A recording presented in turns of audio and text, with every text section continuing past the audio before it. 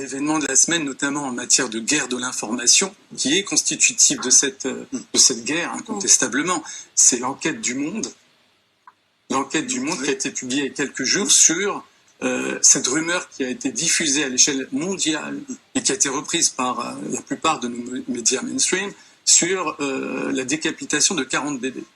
Alors, Le Monde a fait son enquête et qui a révélé que c'était une rumeur absolue, qui a été instrumentalisée, qui a été le produit d'une opération de désinformation.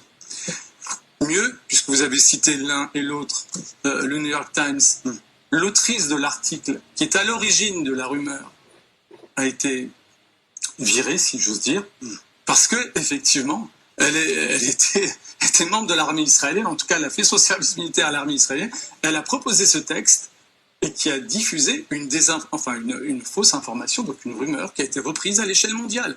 Donc ça, c'est un vrai fait médiatique. Ça fait partie d'une stratégie. Et ça n'avait pas été contredit par l'armée israélienne à l'époque, qui aujourd'hui est obligée de reconnaître qu'il n'y a aucun fait qui... Alors pardonnez-moi, que ce soit une stratégie, en soi, c'est pas avéré. Il y a eu effectivement, comme vous le dites, ces rapports qui ont été ensuite invalidés. Et c'est le cas notamment de cette enquête du Monde, que c'était une stratégie concertée et délibérée pour induire en erreur l'opinion internationale. À ma connaissance, non, ça n'est pas prouvé, Bélia. Mais c'est normal. Oui. Enfin, vous êtes dans une guerre, chaque parti essaie de désinformer. Je veux dire par là que ce n'est pas propre à l'armée israélienne.